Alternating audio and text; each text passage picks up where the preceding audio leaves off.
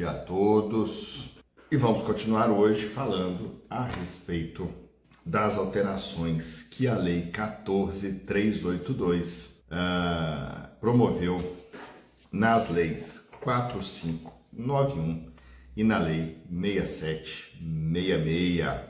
E aí, pessoal, ficou alguma dúvida sobre o nosso conteúdo da semana passada? Hoje é uma continuação, né? Então, na semana passada nós falamos a respeito do patrimônio de afetação, de algumas alterações que foram feitas pela Lei 14.382 no patrimônio de afetação. Principalmente na extinção do patrimônio de afetação. Fizemos algumas colocações, explicamos um pouquinho o que é o patrimônio de afetação. É um patrimônio ali do devedor que fica afetado, separado, destinado a uma finalidade específica.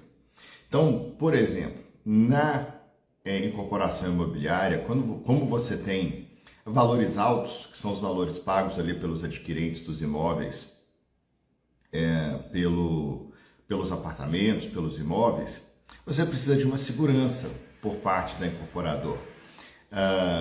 Evitando, por exemplo, que se esse incorporador quebrar, se esse incorporador tiver algum tipo de dificuldade de pagamento, que os adquirentes dessas unidades, que eles sejam prejudicados, como nós já tivemos no Brasil casos assim.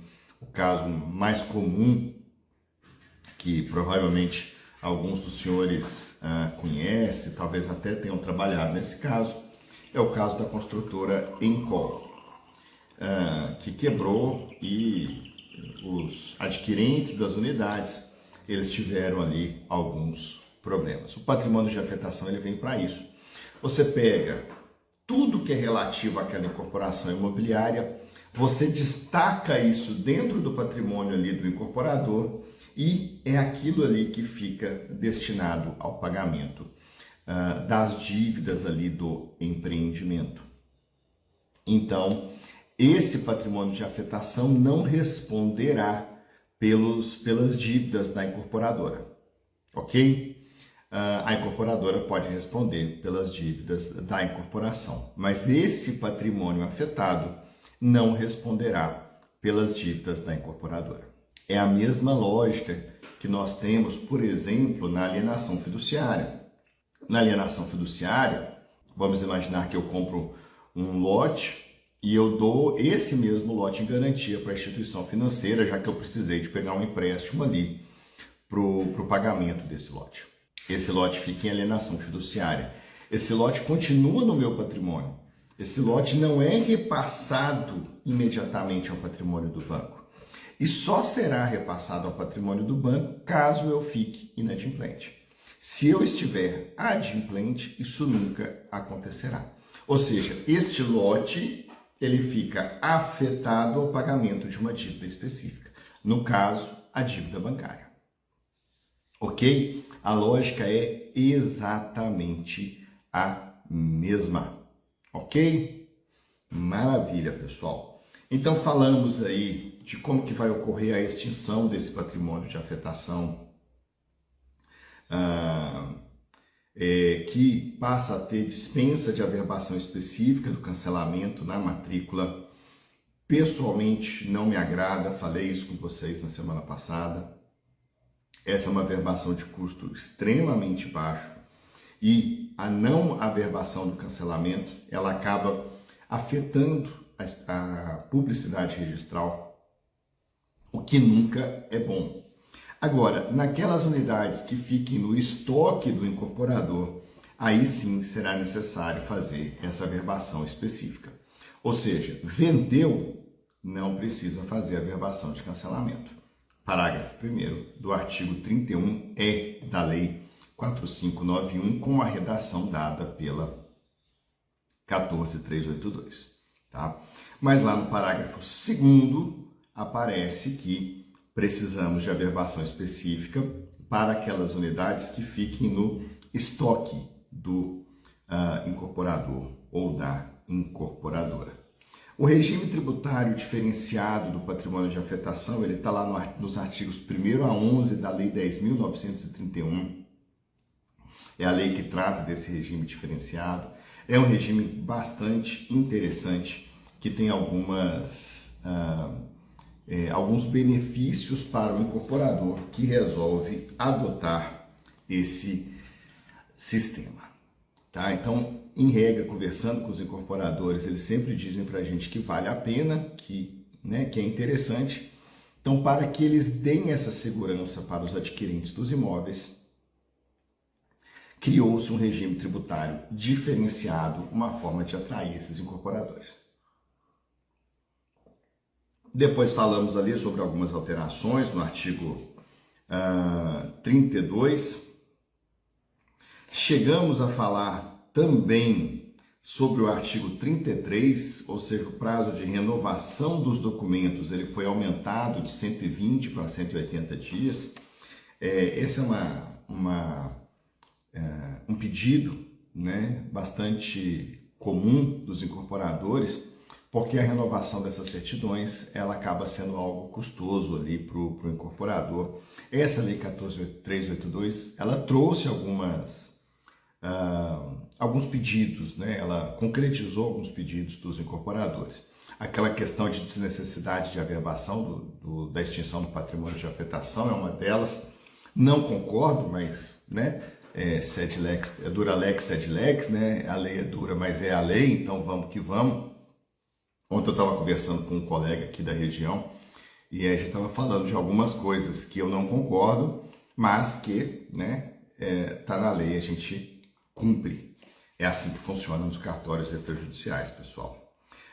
Falamos a respeito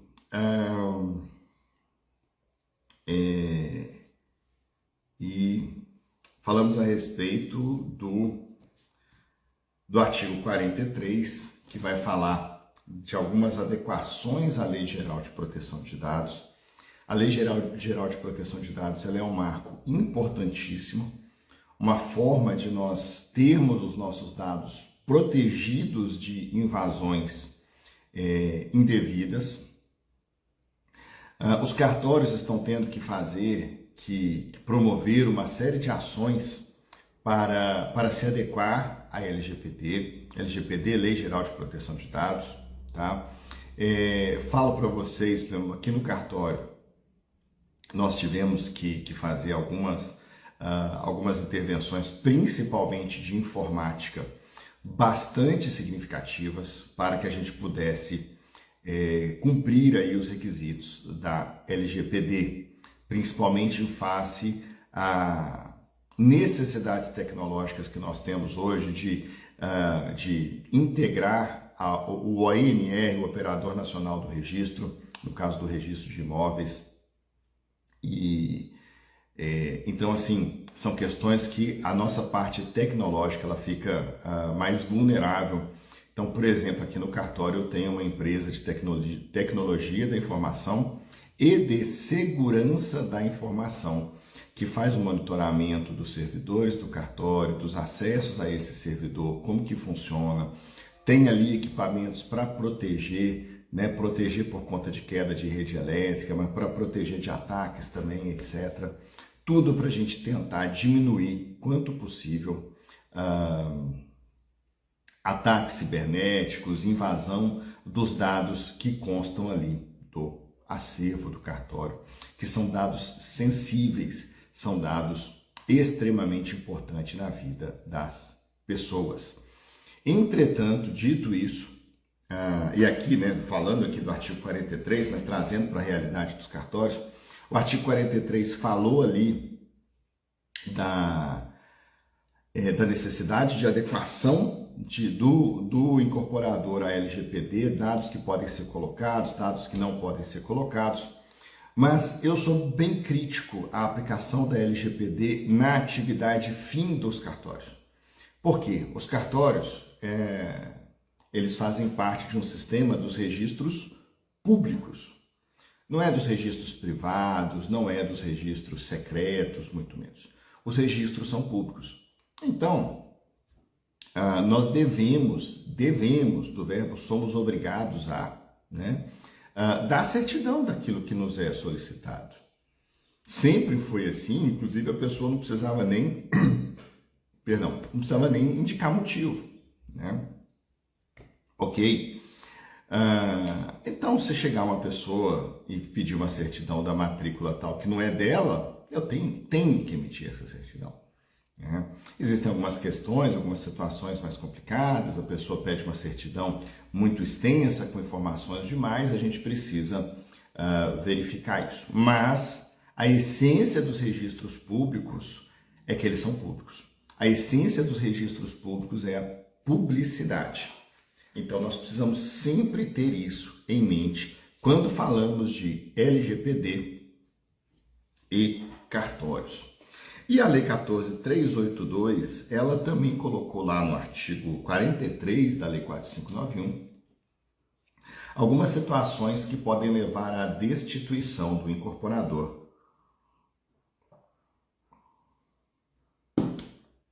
E o Conselho de Representantes vai assumir a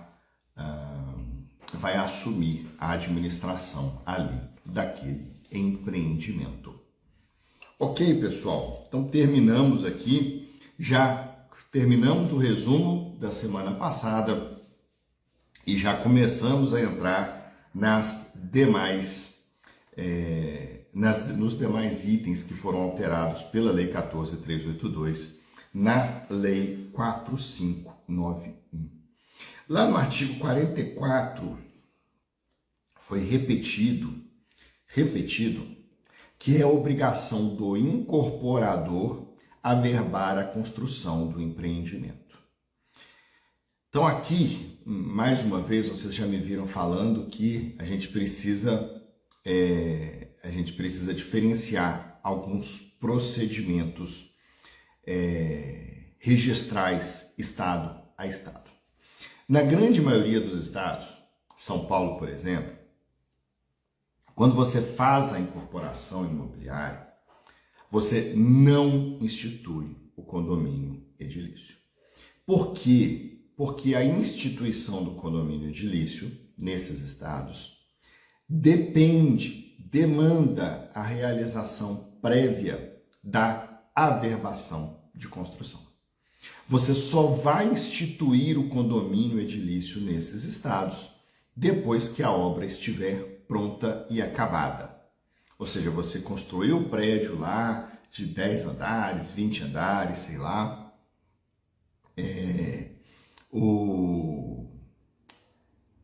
Você conseguiu a documentação da prefeitura, garantindo ali a rigidez daquele empreendimento, aí você vai averbar a construção e instituir o condomínio edilício. Ok?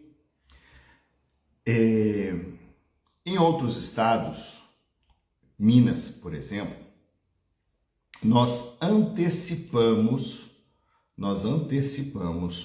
o momento da instituição do condomínio edilício. Nós fazemos a instituição do condomínio edilício junto da incorporação imobiliária, mesmo antes da obra estar pronta. E somos muito criticados por isso. Mas como que vocês instituem um condomínio sendo que o prédio ainda nem existe? E é verdade, a gente institui o condomínio antes de o prédio estar efetivamente construído. Mas isso me parece ter uma vantagem extrema. Por quê? A quantidade de incorporações que não dão certo, que não vão para frente, essa quantidade é muito pequena. Eu até hoje não tive nenhuma. Tudo bem, tive muito poucas incorporações, infelizmente, aqui no cartório. Mas não temos, né? A quantidade é muito pequena. Ou seja, eventualmente a gente vai precisar cancelar uma instituição de condomínio, as matrículas já abertas, sim, vamos, né? Mas isso é tão pouco perto da quantidade de incorporações que nós fazemos que não tem problema. Mas você abre a matrícula do apartamento que não existe. Sim, a gente coloca lá apartamento 201 em construção, ou seja, vai demandar a averbação de construção posterior. Você tem a publicidade. Você tem a publicidade ali. Quem está comprando sabe o que está comprando. Me parece muito melhor do que você comprar uma fração ideal daquele terreno, uma ficção jurídica, vinculada a uma determinada unidade imobiliária que será construída. Mas aí eu não vou entrar nessa discussão aqui, não é o momento de nós fazermos isso. Só estou mostrando para os senhores que existem essas duas formas aqui no Brasil, e acho que só Minas faz dessa forma. Se aí no seu estado vocês fazem assim também, dá um toque aqui para a gente.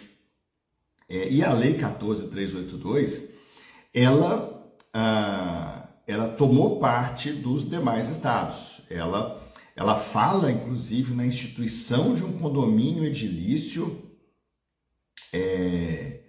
de um condomínio, de frações ideais, tá? Então, e ela até, falamos isso na semana passada, né? Ela tirou expressões como, por exemplo, negociar sobre unidades autônomas e alterou para alienar ou onerar as frações ideais de terrenos e accessões, tá? Exatamente dando a entender que adota-se essa segunda, essa corrente, né, que é utilizada pela maioria dos estados. Com todo respeito a quem pensa de forma diversa, eu me filio nessa outra posição. Acho que esse sistema daqui de Minas é um sistema mais interessante. Gostaria que fosse adotado nos demais estados. Mas aqui a discussão doutrinária, a gente não vai ficar pegando nessas questões. Estou vendo aqui, pessoal, o Américo, lá de Fortaleza, numa manhã fria aqui em Senador. Eu fico com inveja branca, pode ficar tranquilo. Os colegas aí, lá em Fortaleza, deve estar aí mais de 20 graus fácil, né, Américo?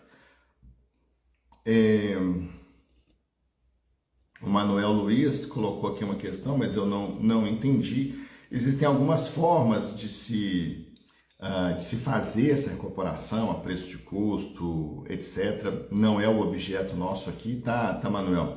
Mas se você quiser que a gente responda alguma questão específica, dá só uma melhorada, só põe um ponto mais específico para a gente.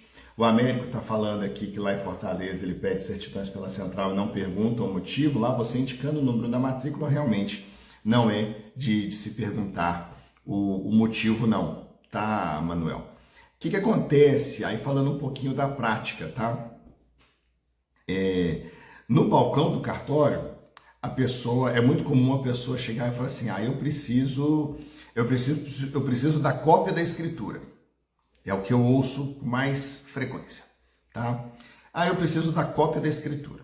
Aí opa, pera lá, vamos entender. A gente já percebeu que normalmente o que essa pessoa precisa é a certidão da matrícula.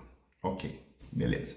Então, aí a gente vai conversando com a pessoa vai explicando nos termos leigos dela, ok? Tá, você precisa da certidão da matrícula. Primeira pergunta que a gente faz depois disso. Para quê? Professor, mas você está indo contra a Lei 6.015 que fala que não tem que perguntar o motivo para a emissão da certidão. Sim e não. Por que eu falo isso, pessoal? As pessoas, elas são leigas. Muitas vezes a gente vê até mesmo pessoas que deveriam ter esse conhecimento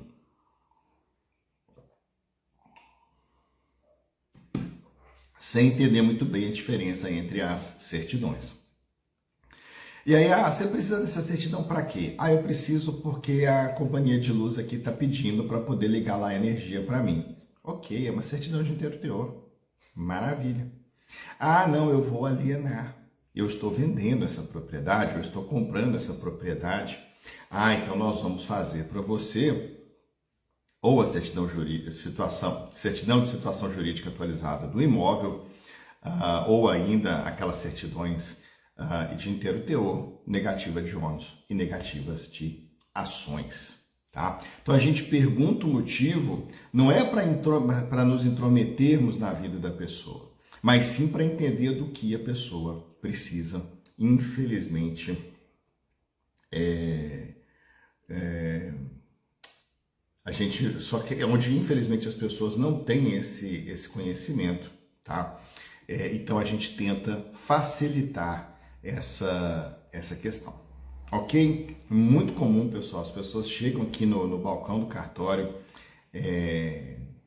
sem conhecimento nenhum, realmente nenhum, e a gente tenta auxiliar na medida do possível. Ontem eu atendi um senhor no Registro Civil das Pessoas Jurídicas,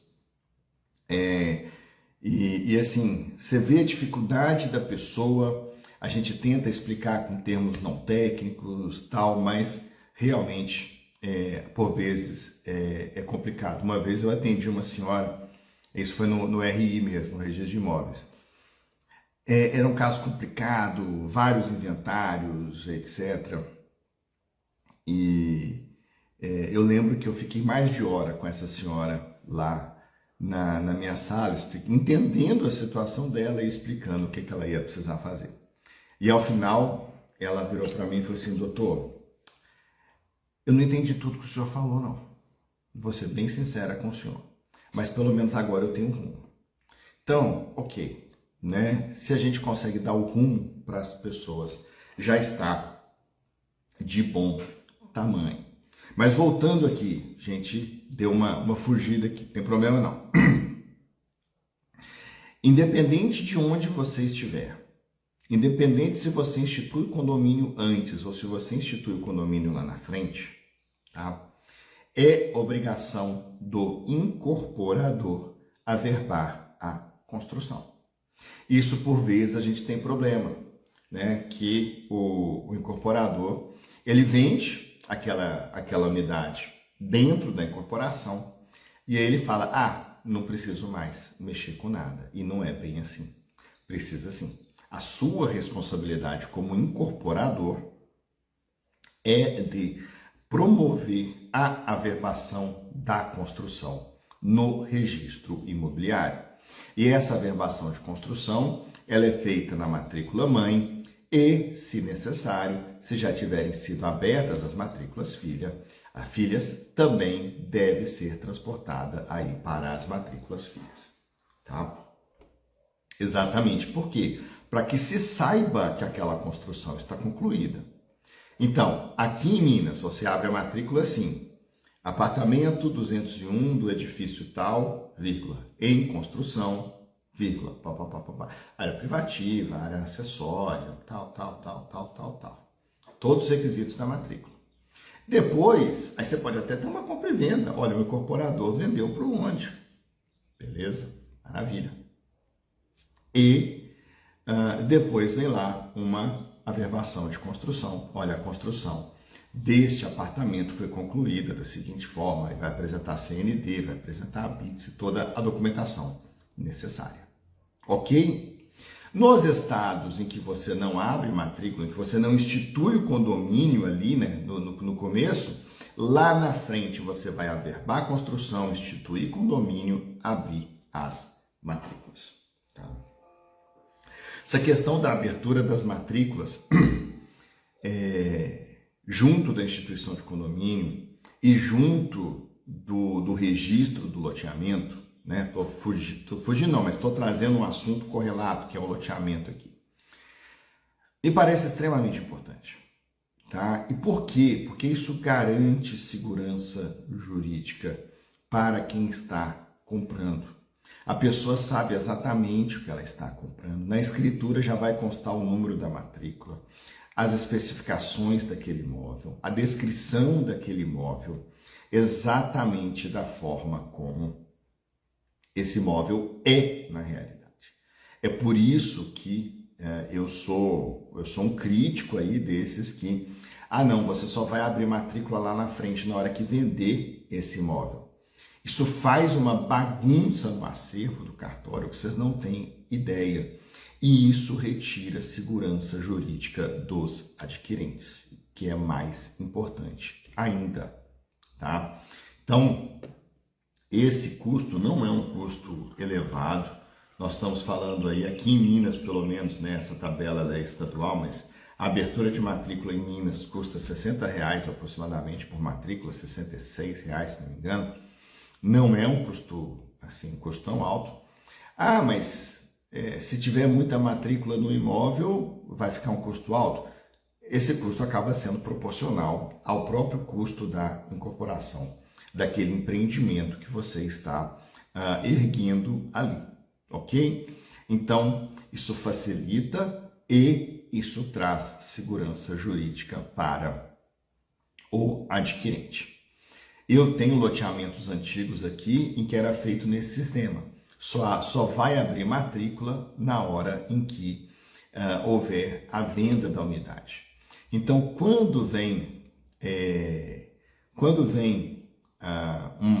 o primeiro comprador ali, ele vai fazer a escritura, porque quando foi feito esse loteamento não tinha contrato padrão. Eu tenho que dar uma certidão dizendo o seguinte, olha, dentro do loteamento tal, o lote, por exemplo, 28 da quadra C, não foi vendido, né, com as seguintes características e confrontações. Esse lote não foi vendido. E a partir daí, né, essa escritura vai ser feita sem falar número de matrícula, vai falar o número da matrícula mãe.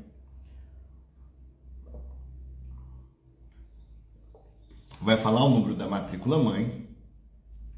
Quando vier a escritura, eu vou informar na matrícula mãe, olha, foi aberta a matrícula 10.000 para o lote 28 da quadra C, por exemplo, e lá eu já faço o registro dessa escritura pública, passando esse imóvel do loteador, no caso, estou falando de loteamento, para o primeiro adquirente. Ok? Então, antes de responder ao Américo aqui de novo, só terminando, foi acrescentado o parágrafo 1º ao artigo 44 para falar o seguinte: nos casos em que o incorporador não é o construtor, eles podem ser a mesma pessoa, é responsabilidade solidária do construtor se o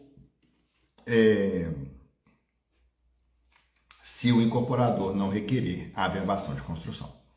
Tá? Só que o artigo, o parágrafo, ele não menciona prazo. Ou seja, fala assim, se o incorporador não requerer a averbação de construção nos 6 meses seguintes ao término das obras, né? Não fala esse prazo, e me parece aí que acaba sendo um dispositivo que traz insegurança jurídica para todos. Que prazo vai ser esse? Vai ser um dia? Um mês? 6 meses? Um ano? Né? Um dia acho que não seria o caso. Um mês, né? 6 meses já começa a ficar um prazo muito alto. Um ano, com certeza, já não deveria ser. Mas, como a lei não estipulou o prazo, aí fica difícil a gente saber, a gente determinar que prazo vai ser esse. Vamos ter que aguardar pronunciamento dos nossos tribunais. Ok? Antes da gente passar lá para o artigo 50, que é o próximo artigo aqui, que está na minha lista para falar com os senhores,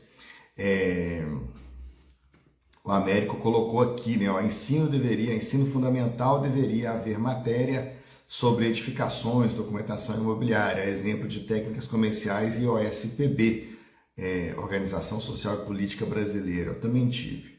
Noções de direito, etc. Eu tive, diz o Américo aqui. Américo, concordo plenamente com você. Eu creio que nós deveríamos ter no ensino fundamental noções básicas de direito como um todo, direito do consumidor, direito constitucional. Isso certamente melhoraria muito a nossa qualidade como sociedade.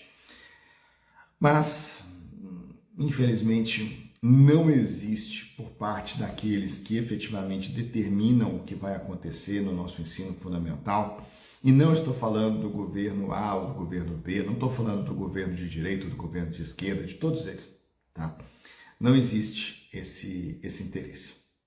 Infelizmente. Gostaria de dizer para você que existe, etc., mas não existe. As pessoas que estão na elite, o maior propósito delas é se manter na elite. E não importa se elas se utilizam de instrumentos de um lado ou de outro para fazer isso. O que elas estão fazendo, tenha certeza, são atos para a sua preservação como elite. Ponto. Isso no Brasil, isso fora do Brasil, isso em qualquer lugar do mundo. Infelizmente é da natureza do ser humano. Nós, Américo, nós precisamos trazer essas disciplinas do direito notarial e registral para, pelo menos, para as faculdades de direito. Eu falo isso com frequência. Por exemplo, eu fiz 5 anos e meio de faculdade de Direito. E por que 5 anos e meio, né? Ah, professor, você, né, foi reprovado, tal. Não, na faculdade de Direito eu não tive nenhuma reprovação, não. Mas eu fiz 1 ano em São José dos Campos, precisei me transferir, fiz 1 ano em Curitiba, precisei me transferir, e aí eu terminei em Belo Horizonte, com 3 anos e meio, por conta aí de currículo, etc., aquela bagunça toda. Ok. Eu ouvi falar de cartório 3 vezes na faculdade. Eu saí da faculdade, quando eu terminei a faculdade, eu não tinha a menor pretensão de fazer concurso para cartório. Porque eu desconhecia. Eu ainda estava naquela, eu tenho vergonha de assumir isso, tá, gente? Mas vamos lá. Eu ainda estava naquela de achar que cartório era passado de pai para filho. Até que uma amiga minha, Graziela Guerra, que hoje é tabeliã, lá no estado do Pernambuco, ela virou para mim e falou: Londe, dá uma olhada nisso. E aí eu comecei a olhar, pesquisar tal, e graças a Deus lá se vão mais de 11 anos à frente de serventias extrajudiciais no Brasil. Mas eu ouvi falar 3 vezes. Primeira delas, artigo 108, imóvel acima de 30 salários mínimos, você tem que fazer escritura, abaixo não precisa, tá? Essa é a primeira vez.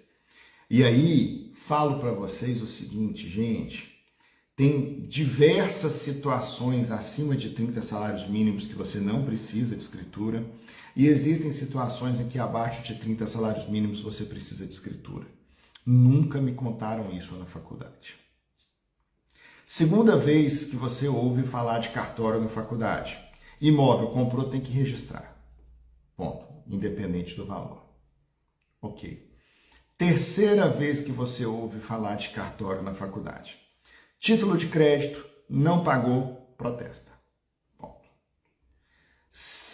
Isso foi a minha experiência. E se você perguntasse ali para o seu professor, professor, mas o que eu preciso?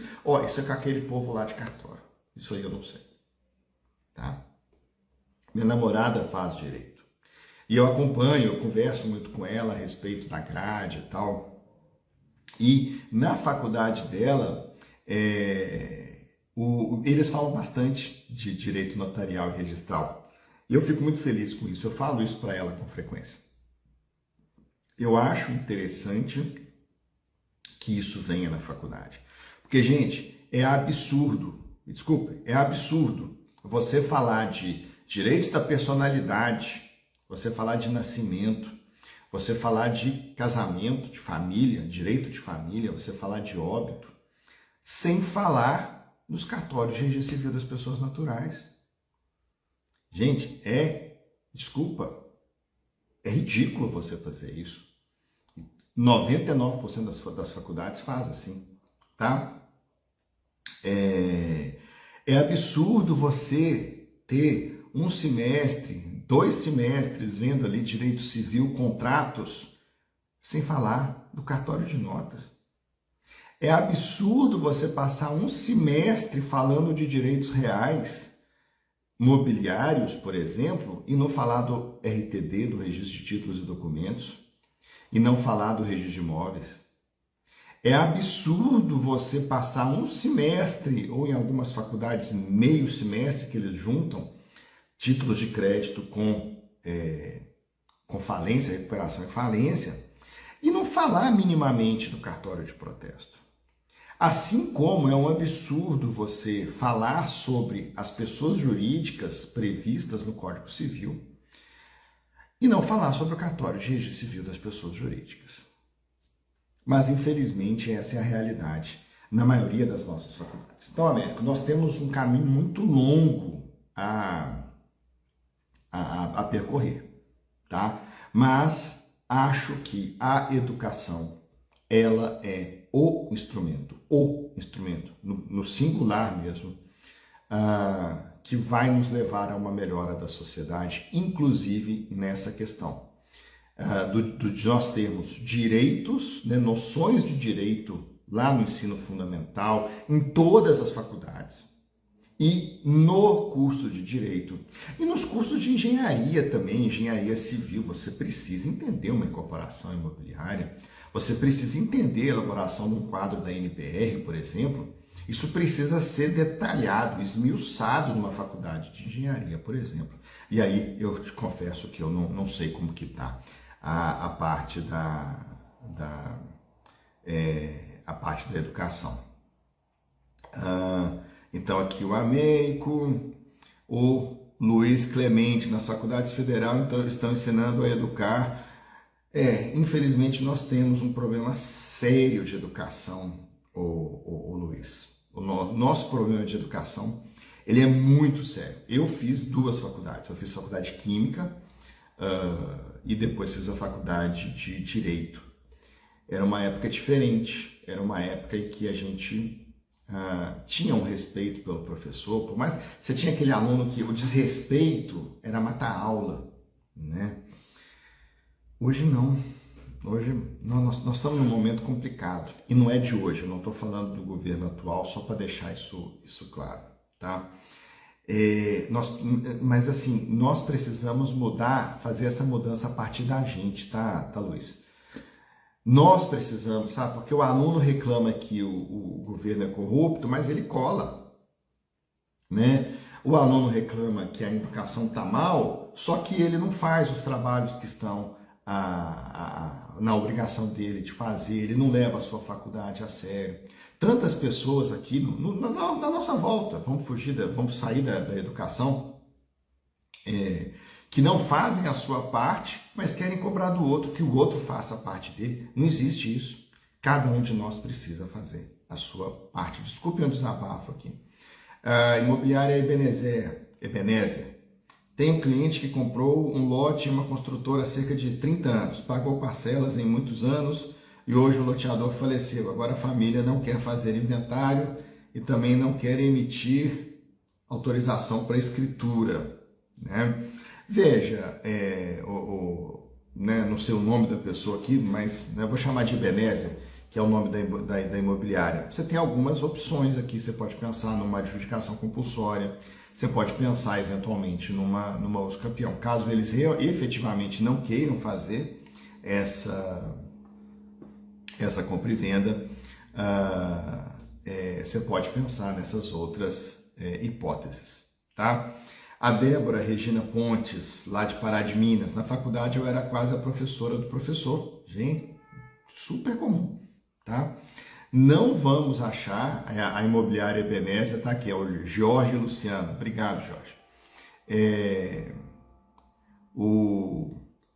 Quando você se dedica ao estudo de um assunto específico, gente, é difícil você achar outras pessoas que tenham aquele mesmo conhecimento. O professor da faculdade, ele se dedica a certos pontos, mas em pontos específicos, muitas vezes o aluno sabe mais do que o professor. Isso é comum, tá? Principalmente hoje, né, gente, que a gente, se a gente quiser acesso à informação, a gente tem. O grande problema hoje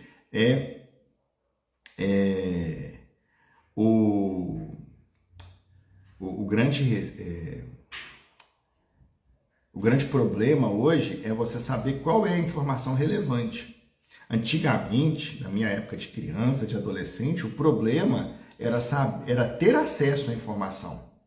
Hoje, acesso à informação não é um problema. O problema é saber que informação é de qualidade ou não. O Américo está falando aqui que lá na Unifor, Universidade de Fortaleza, o direito são 5 anos e meio, ok? Aqui, ó, a Letícia está respondendo lá, o Jorge Luciano, da Imobiliária Ebenezer. A Sônia, meu filho conclui o curso de Direito na Dom Helder Câmara e BH, e lá abordaram até com certa frequência os serviços notariais. Achei muito interessante. A faculdade Dom Helder, não tenho vínculo nenhum com ela, tá, gente? Por favor, vínculo nenhum, zero, zero.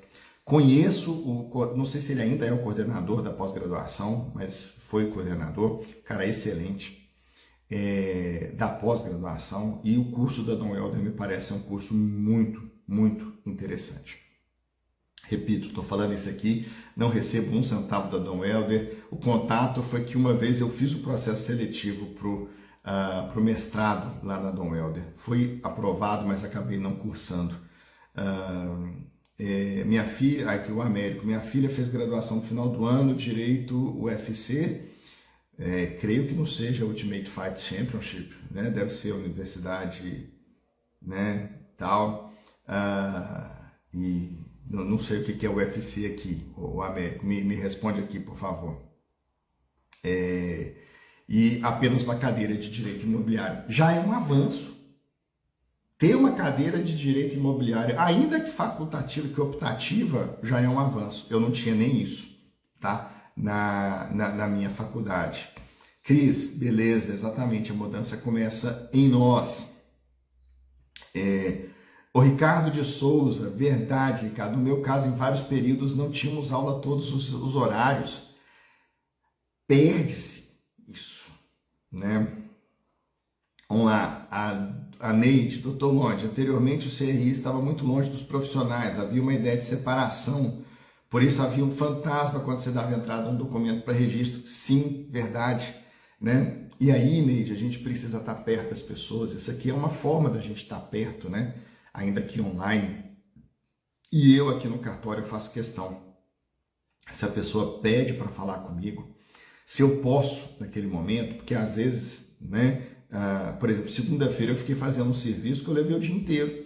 E se eu paro, para eu voltar depois eu perco muito tempo. Então por isso que a gente pede para as pessoas marcarem horário. Mas mesmo que não marque, se eu posso, eu atendo. A gente precisa estar do lado das pessoas. A gente precisa mostrar para as pessoas como que a relação, a boa relação, ela pode... ela é boa para todo mundo, ela é boa para nós, ela é boa para o cliente, ela é boa para o profissional. O profissional seja o advogado, o engenheiro ou o tabelião de notas. Tadeu, tem muito aluno que não está nem aí, tem mesmo. E aí o professor tem que pegar e reprovar, tá? Ponto. Por isso que eu não dou aula para graduação. Não é só por isso não, mas é um dos motivos que eu não dou aula para graduação. Porque eu ia reprovar muita gente, eu ia ser aquele professor odiado hoje pelos alunos, mas depois, lá na frente, o aluno ia dar valor, né? A gente dá valor para aqueles professores que são maus na graduação, mas são esses que formam o caráter, que formam a nossa profissão. O doutor, hoje não se tem mais receio de nota devolutiva, vocês mudaram esse receio, que bom, Neide, que bom. Nota devolutiva não é o fim do mundo, né, gente? Eu sei porque eu tô com uma prima que está fazendo o registro de um inventário e primo, viu isso aqui e tal. Calma, tá tudo tranquilo, tá? Então, preocupa não, vamos resolver. A gente precisa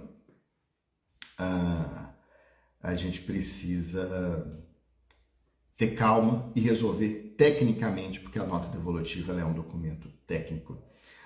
Tadeu, como os cartórios extrajudiciais estão tratando tal matéria em Minas? Qual matéria? A incorporação, Tadeu? Fala, só traz aqui para a gente. E terminamos aqui os comentários do pessoal. E aí, para a gente terminar, para a gente já caminhar para o encerramento aqui da nossa live, né? O artigo 50, ele trouxe uma previsão interessante, que é a seguinte: caso a comissão de representantes ela não for a UFC, a Universidade Federal do Ceará, obrigado, né? Obrigado, Américo. Desculpa aí a ignorância do professor aqui, tá? Engraçado que se viesse o UFC, eu acho que eu acertaria. Mas o UFC, eu já pensei lá no Ultimate Fight, né? Não que eu assista, né? Não sei porquê, como que as coisas ficam na cabeça da gente. Bom, o artigo 50 ele vai fazer o seguinte, que se a comissão de representantes ela não vier designada no próprio contrato, haverá um prazo aí de até 6 meses para que se realize a formação dessa comissão de representantes, que é extremamente importante para fiscalizar os trabalhos do incorporador, tá? E o artigo 68, com ele nós vamos terminar a Lei 4591 e já vamos fazer a transição para a Lei 6766.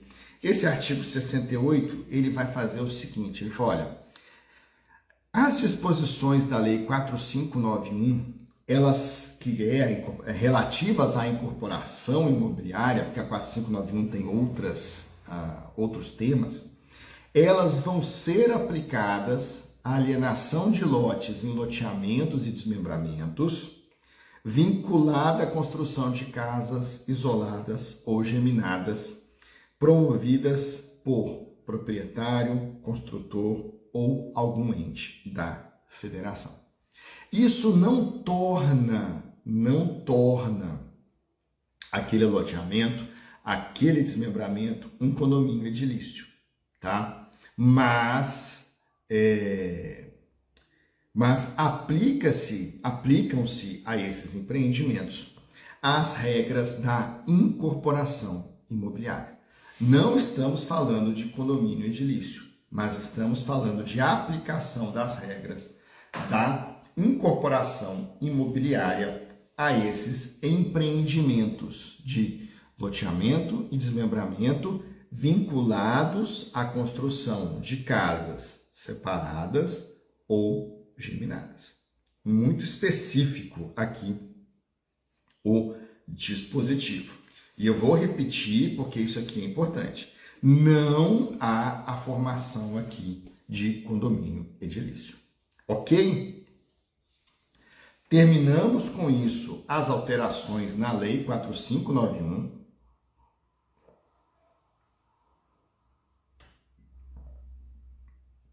O que nos habilita a passar para as alterações na Lei 6766, a lei que vai falar dos loteamentos e desmembramentos, do parcelamento do solo urbano. E eu já volto aqui para as perguntas a partir da pergunta da Ana Maria Araújo Kuratomi. Desculpa se eu falei errado, tá, Ana? Lá na Lei 6766, tivemos alguns pontos interessantes. Primeiro deles, antigamente a certidão de protesto que nós precisávamos pedir ali do loteador e de mais algumas pessoas, ela tinha o prazo de 10 anos. A Lei 14.382, ela veio e diminuiu esse prazo para 5 anos. A Lei 6766 sempre foi o grande exemplo que a gente tinha para falar de certidões de 10 anos, de necessidade de certidões de 10 anos no protesto. E a Lei 14.382, ela tirou essa necessidade, passou a ser prazo de 5 anos, que é o prazo mais tradicional lá do protesto. Depois tivemos ali algumas alterações bem simples. As certidões de ações pessoais passou a ser chamada de certidões de ações cíveis e as certidões de ônus passaram a ser chamadas de certidão de situação jurídica atualizada dos imóveis. Essa a gente ainda está numa transição, entendimento até sobre cobrança, ainda não há a previsão de cobrança na tabela daqui de Minas. E nesse momento ela ainda ficaria mais cara do que a certidão de ônus e negativa de ações. Então, aqui, pelo menos no cartório, que tem sido mais comum, é a própria certidão de ônus e a negativa de ações.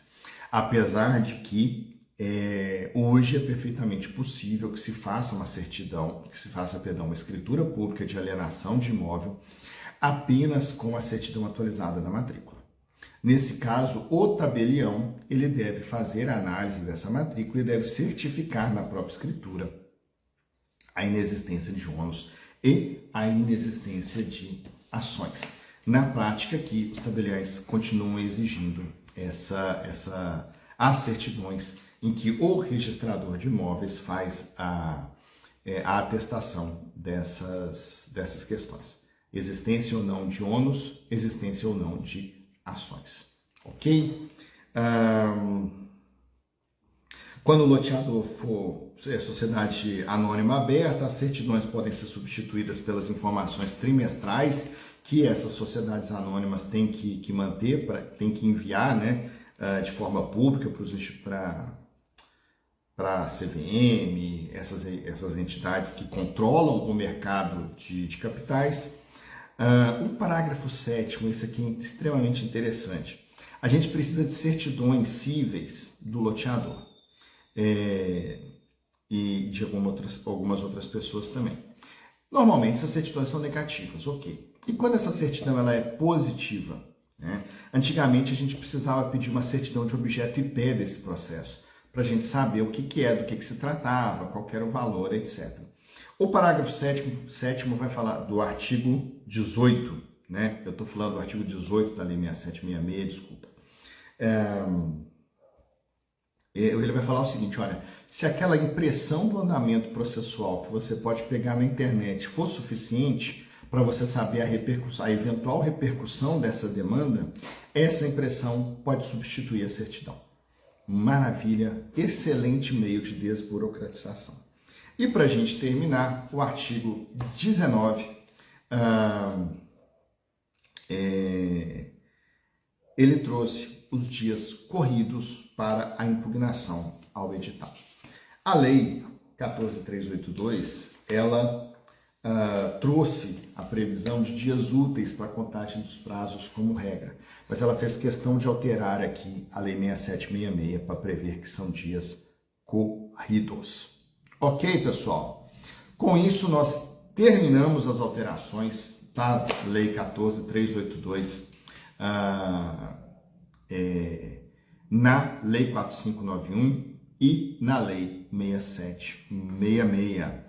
Na semana que vem, eu até vou conferir aqui qual que é o nosso assunto da semana que vem, mas enquanto eu não consigo, vamos vendo aqui as perguntas. Ana Maria, no cartório tem uma lista de documentos necessários para averbado a construção da matrícula? Sim, isso varia de estado para estado, porque o Código de Normas, ele pode trazer aí especificidades, mas, por exemplo, aqui no cartório, eu tento fazer para todos, e sempre que chega alguém, eu preciso fazer isso, que eu nunca fiz, eu tento fazer a lista de documentos e já entregar para a pessoa.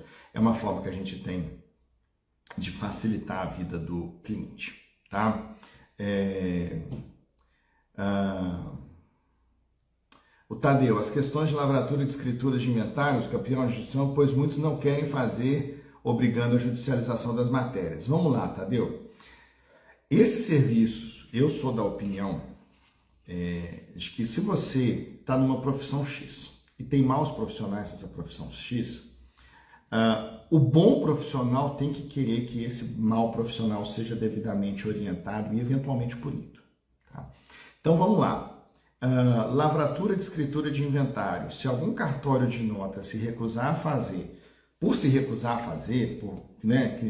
não que seja algum motivo técnico necessário, a minha solução para você é ir até o juiz corregedor da comarca e explicitar essa situação. Ir até o fórum e explicitar essa situação. Mesma coisa, inventário, ata notarial para uso campeão, ata notarial para adjudicação, não dá, né? Não é possível. Não é possível você ir a um cartório que é obrigado a fazer, esse cartório não querer fazer. Tá? Eu já tive, por exemplo, aqui no cartório, eu já tive pedidos de uso capião extrajudicial deferidos e indeferidos. Ok, mas todos foram feitos, né? Eu tive o processamento daquele pedido. Às vezes a pessoa traz o documento para registrar, eu dou pendência, a pessoa não cumpre. Eu não faço, óbvio, mas eu não faço por quê? Por motivo técnico. Agora, se a pessoa trouxe, se está tudo certo, não tem como a gente não fazer, tá? E se tem colega fazendo isso, né, vá até o juiz corregedor e explicite essa situação, ok? A Jussara, qual a diferença entre as certidões? Ótima pergunta, Jussara. Vamos lá.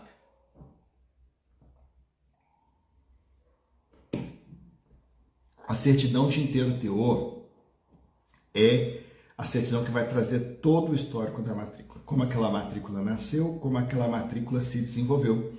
Então lá era um lote, a verboconstrução, então você tem ali um prédio de 10 andares, 20 unidades, instituiu o condomínio, abriu matrícula para cada uma daquelas unidades, e aí você vai, por exemplo, já pegar lá na matrícula da unidade, o apartamento 202 que você está comprando. Tá, beleza. Então essa é a certidão de inteiro teor. É o inteiro teor da matrícula. Tá? A certidão de ações reais e pessoais repersecutórias. Toda vez que ajuiza-se uma ação em que essa ação atinge diretamente um imóvel, seja por ser uma ação real, uma ação que o objeto é o imóvel, seja por ser uma ação real, uma ação pessoal que pode recair sobre o imóvel, o credor tem o direito de levar essa informação à matrícula. E aí, se essa informação constar da matrícula, nós emitiremos uma certidão positiva de ações reais e ou pessoais repersecutórias. Tá? Repersecutórias é o quê? É que persegue a coisa. Tá? E temos a certidão de ônus também, que vai dizer se existem ou não ônus naquela matrícula. Se tem um usufruto, se tem uma alienação fiduciária, se tem uma hipoteca, por exemplo. Tá, Jussara? De forma muito reduzida, muito resumida, até porque o nosso tempo já acabou, mas eu vou terminar aqui as perguntas do pessoal. A Luísa Leiner. Sou tabelião e peço a de ônus também, porque fico com receio. Perfeitamente, o Código de Normas e a própria lei que trata das escrituras fala dela perfeitamente. Perfeito, você está correta. Eu entendo, se eu fosse tabelião de notas, eu ia exigir essas certidões. Tá? A Letícia está falando aqui que quando a matrícula é simples, ela pede só inteiro teor. Quando a matrícula é complicada, ela joga essa responsabilidade para o RI. Ok, beleza, é uma forma de se pensar. Também, gente, já teve matrícula que a análise dela demorou mais de uma tarde. Aqui, tá? Então, não é fácil.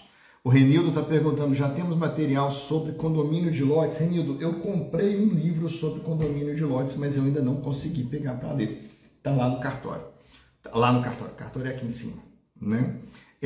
Não sei te dizer se é bom, se é ruim, porque realmente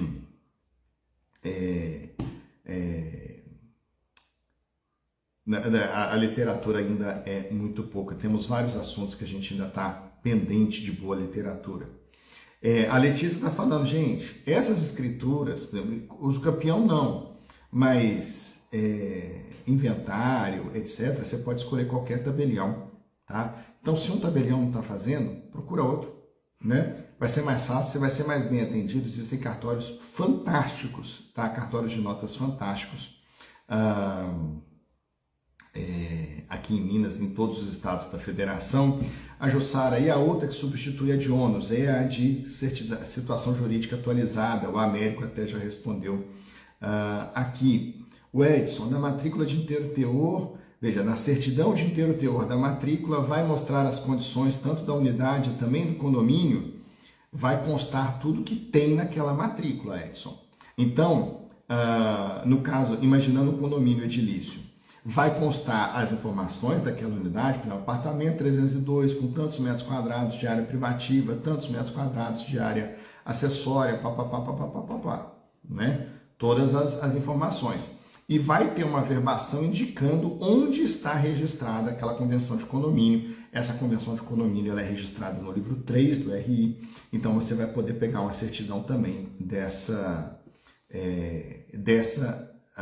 convenção de condomínio que está registrada. No mais, um grande abraço a todos vocês. Muito obrigado pela atenção, muito obrigado pela paciência, pela companhia. Eu que agradeço aí a companhia, ainda aqui online, de cada um de vocês que dispensa aí um tempo essencial da manhã de vocês para estar aqui com a gente. É sempre um enorme prazer estar aqui com vocês. Quarta-feira que vem estaremos novamente, se Deus quiser, e eu coloco aqui o tema da nossa próxima live, tá bom? Pessoal, um grande abraço, todos com Deus, até a próxima. Tchau, tchau.